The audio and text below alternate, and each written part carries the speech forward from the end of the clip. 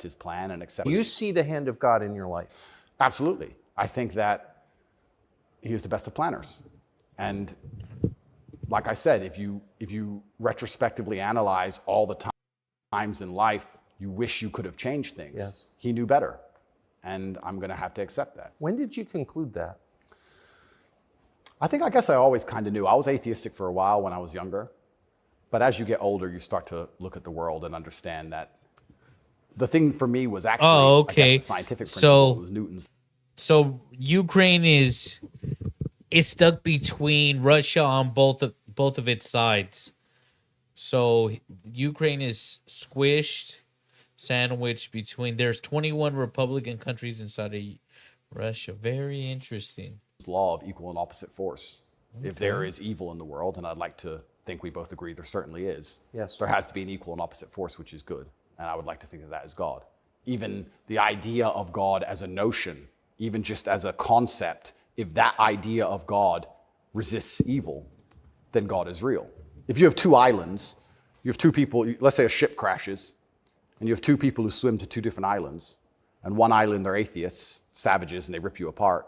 And the other island, you get there and they believe in God and they believe they're not allowed to kill you. Even just their idea of God, God saved your life. So I think even just the concept of God in and of itself, if enough people believe it makes them do good, then God must be true. And that's the equal and opposite force to the evil of the world. And this is how I view it. So I don't see how anybody with a conscience cannot believe in God anymore. That's such a profoundly different worldview from the one that we're presented with, I think. Yeah. That, do you think that's maybe the division in the West between people who see those forces at work and those who don't? I think the West is actually split between people who think and people who don't think at all. I think the people, there's no such thing as these two opposing worldviews. I think people believe there's worldview A and worldview B. I disagree with that. I think there's worldview A, the good guys, which are primarily people who do believe in God, do have parameters, do believe in standards, do believe in self-respect, do know how to say no. And there's worldview B, which changes day by day, based on what they're told, which means they have no real worldview at all. They just repeat. And they have no standards and they have no parameters. There's nothing you can tell them that will make them wake up and go, that's wrong, because they have no inherent morality. So you can literally, you could say bestiality is accepted and encouraged now. It's good for you because for climate change. And they'll sit there and go, oh, for climate change, oh, well, off we go. And they'll just do it. So I think you have a camp of people who think, and you have a camp of people who repeat. And I don't think there's actually the opposing side to the good, I don't think function as a thinking populace at all. I think they simply repeat. It feels like the conflict between those two groups is getting more intense. It's certainly getting more intense. And it was interesting for me because, and I want to be an optimist, but I lost so much faith in humanity during COVID. If you would have told me how COVID would have gone down before COVID, I'd say, no way. We're not that bad. I thought the people aren't that dumb. But when I experienced COVID, it's actually scary. You see how the Nazis managed to do what they did. You see how they managed to put people in concentration camps. You see it. And I had a very unique view of COVID because in the first days of COVID, when people were falling over in China and the Italian hospitals were overrun, at the height of the panic, when most people believed, because it was the very beginning, early stages, my brother and I had a very logical conversation and said, we're two military-age men in very good physical condition. If we die of this, the world's over. If they want to attack you with it, they're going to do a very good job of attacking you with it. And that's what the UK does. The UK have these laws which are extremely subjective, and they can use it as a weapon to basically silence anyone they decide. But or why? hurt anyone they decide. England is the birthplace of free speech, Completely. of habeas corpus, of kind of framework of liberal democracy that we thought we believed in. Yep. And now it's a country where people are arrested for praying. Well, what happened? Good question. And there's a saying that I heard, and I don't know who said it, but he said that a sick country adopts laws like a dying man will try medicine. And I think that the UK is failing. Oh shit, that's crazy. That's good. A sick man, a dying country adopts laws like a sick man tries in real medicine. time. if you look at it in any metric, whether it's living standards, whether it's crime rate, any metric you can measure the success of a country by, it's fallen off the cliff. It's becoming more and more expensive to live there. The education system's gone down the pan. London is the stabbing capital of the world. You're not safe to leave your house. So their answer to this is just more and more and more laws. And unfortunately, as they do that, they're not even intelligent enough to actually attack the people who are doing genuinely bad to the world. They just make more and more authoritarian laws, and they end up using them to attack the people that the government doesn't like. And I ended up being one of them. And I think Europe in general has problems. If you look at France as we speak, I think it's on fire, isn't it? Most of it? It is. Yeah. So they have issues, and their answer, what's a government's solution to anything? Law. What can a government do? No matter what. But they're not laws that are aimed at fixing the problem that's right in front. That's the thing. Like terrorist attack 9/11 creates a Patriot Act. It didn't prevent terrorists. It doesn't. All the Patriot Act is an ability to survey everyone en masse all day long, and we still have the Boston bombing. I mean, terrorist attacks happen all the time. Anytime the FBI actually foils a terrorist attack, they were most likely the ones that were planning it. Because they convince young, impressionable men to join groups online. They give them the tools, the knowledge of how to build, dirty bombs, and then they say, "Oh, we foiled the terrorist attack." It's like, well, you radicalize that person. Their laws aimed at fixing the person who's talking about the problems. So why don't you get rid of the guy who tells everybody? Isn't that easier, Tucker?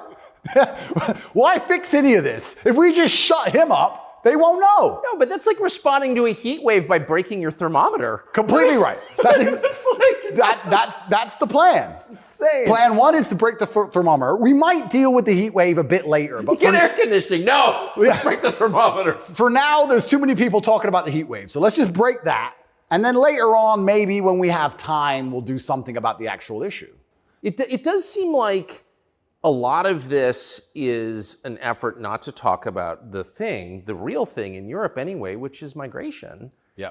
And the UK, formerly known as England, and France have both been completely changed by people from other countries. Yep. And who I'm sure have added good things too. I mean, I'm not, but they've changed them, and in general, they're not better countries. And why can't anyone admit that? But this is what's really interesting to me about what's happening, because we're talking about masculinity and men who say no and men who stand up. But there has to be balance, right? Yeah. Everywhere in the world, there has to be power balances. If there's not a balance in power, there's going to be a vacuum, and that's going to be filled. If you neuter the native population of men, if you destroy their mentality to resist, if you tell them that every single thing about them masculine is wrong, and you basically feminize and unicate them, turn them into eunuchs, and then you import high testosterone men from the third world who don't believe any of this garbage. First generation here, and they try to be like the society, America tries to demasculate, but we don't. There's no history in that for us. So they try to say words like, "Oh, we got to end Latin machismo. We have to stop Mexican males for being misogynist." But it's not going to happen because it's not our culture. That submissive, bow down culture only exists in Americas, in the UK, with white males. They've tempered the white male and then imported ultra testosterone males from third world, second world countries, and now they're at odds. Protect the sanctity of these nations and these settlements and these towns and villages. The police? No. In general, I would argue that it's the masculine essence that can be detected by the people who arrive. I guarantee if you were to put a bunch of these migrants in Sarajevo or Moscow, they behave themselves. Oh, yeah. I have a feeling they just look around and go, not today. But when you neuter the native populace, then it's like, well, there's a power vacuum. And when there's a power vacuum, what do we expect to happen? So that's what's so What are the French going to do about it? What's your average Englishman going to do about it? Nothing. And that's the thing. And that makes you wonder, is this purposeful?